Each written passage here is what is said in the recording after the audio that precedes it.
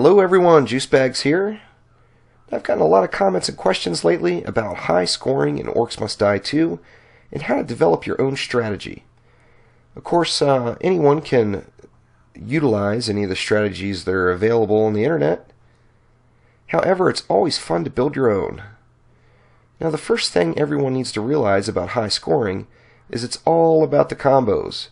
You see here on my King of the Hill stat screen, the majority of that 16 million came from combo point generation. Here's a look at Tipsy and I's West Wing run. Same thing. All of our score came from the combo points. So seeing this, we know that it's crucial to build the big combos, and it also makes it a lot of fun, as seeing the numbers fly is always very, very exciting. So the first episode of the Juicebags High Scoring 101 video series is going to be setting up a proper kill box. You have to place the traps properly and use the right sequence to build those big combos. Now, before you get started on that, the first thing everyone really needs to do is read the combo Bible.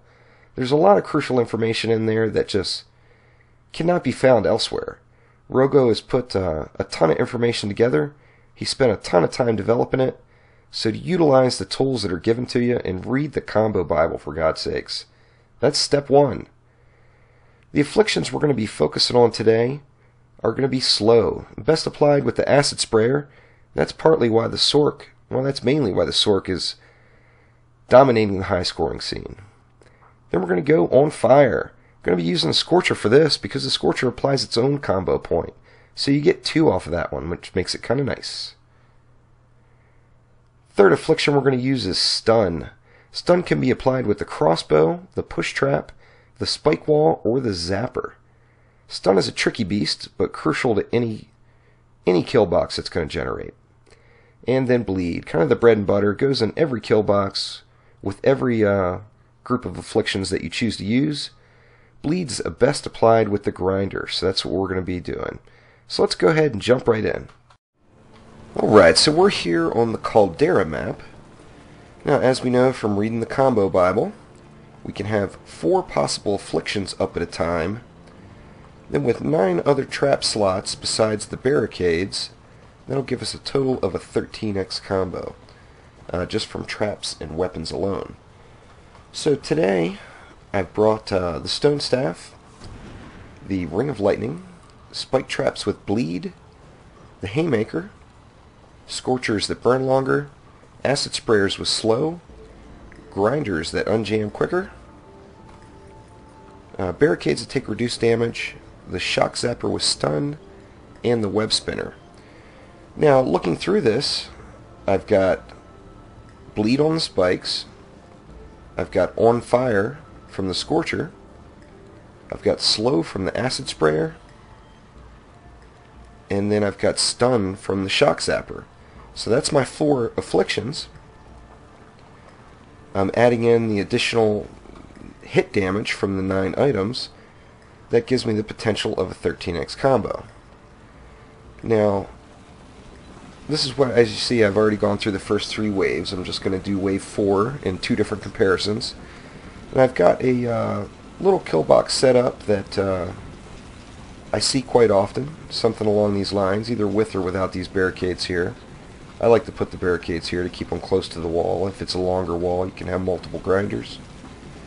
But I want to show you exactly what is wrong with this setup, although we do have all 13 combo points covered.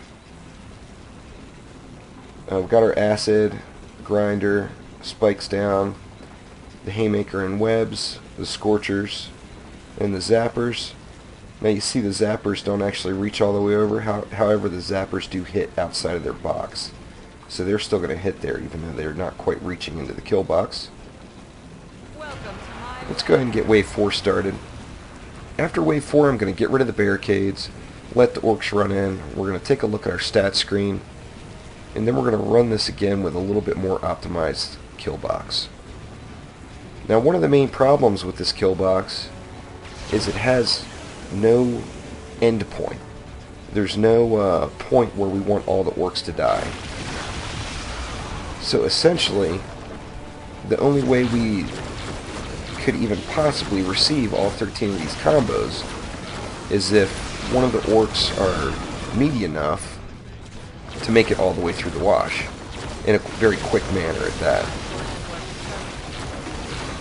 Sorry, cat keeps jumping on the mouse hand there. See, I'm getting some 5X's. I think I did actually see a 7.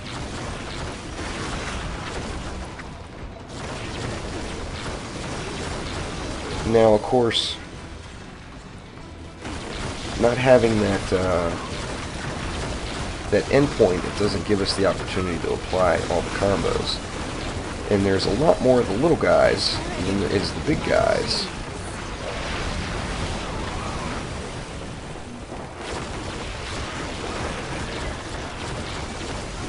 So our opportunity for scoring is much greater, of course, where we can get more combos. Got a few more running in here. And you see my grinder is jammed up. And there we go. There's wave 4. So let's go ahead and get rid of some barricades here. Off we go. And check out my score sheet. Alright, so we got rid of the barricades, let all the little guys run on in. You see we've completed wave 4. 114,000. Now let's take a look at the stats. Our biggest combo was an 8x. Even so, with only the 8x, out of 114,000, 76,000 of our score was from combos. So we see again how crucial combos are to high scoring. Take a look at the kill streaks, only 5,700 of the score. Got 10,000 for the skull, 5,900 for the cash. So alright, let me retry this again with a slightly different strategy. Alright, so we're back at the go break again at wave 3, just after wave 3. And we see I brought a slightly different loadout. I brought the Vampire Gauntlets, the Wind Belt, the Jar of Ghosts, the Scorcher, which burns longer, Grinders with Bleed, Acid Sprayers with Slow, the Push Trap with Stun, Barricades that take reduced damage, the Spring Trap, and the Web Spinner. Now one thing you'll notice throughout this loadout is I've got quite a few items that don't deal damage. The Jar of Ghosts deals no damage. The Wind Belt deals a very small amount of damage, however it is very good for control. The Push Trap, the Spring Trap, and the Web Spinner. So I've got several combo points that I'm capable of applying without causing any damage to the orcs. Now this is going to allow me to run up higher combos on the smaller orcs. Let me go ahead and put a second grinder up here just to help avoid any jamming issues.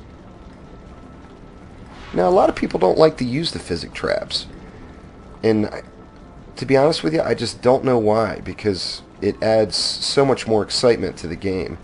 Plus, if you're interested at all in high scoring, the physics traps are really the only way to do it. That's the only way you're going to get enough combos to compete.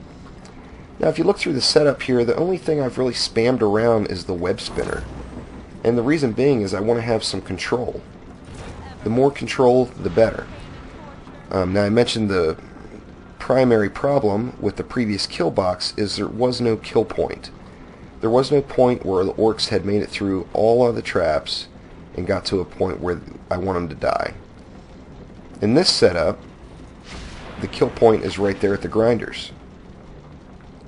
So taking that into consideration, the Scorchers and the Acid Sprayer have no skulls spent on increased damage. I don't want any sort of damage increase off these guys. All I want them to do is to apply their combo points. And the same thing here. I've got On Fire from the Scorcher, Bleed from the Grinders, Slow from the Sprayer, and Stun from the Push Trap. So I got my 4 afflictions covered, and hopefully I'll be able to see a 13x here in wave 4. I did get a 13x already, but ideally I'd like to see another. So I'm not going to try any smash combos or anything else to run the score up. I'm just going to do the exact same thing let them come in. And the difference with the wind belt, I have more control over the orcs. I decide when they come into the traps. Now, of course, I want that point to be as the push trap is up. A little overkill there. Just the light guys. See if we can get something a little meatier in here.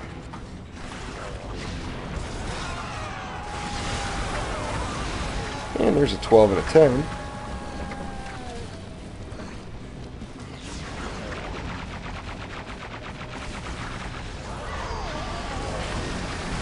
Little failed push there, but that's alright.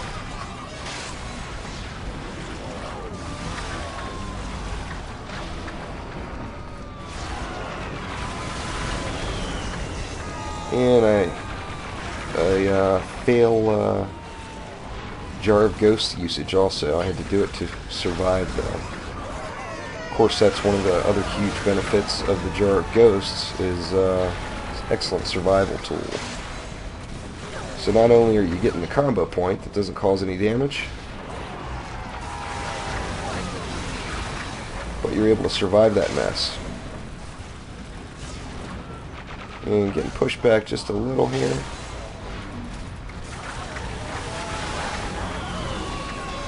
Still getting some nice combos though, lots of 9s, 8s. Considerably higher than my other run.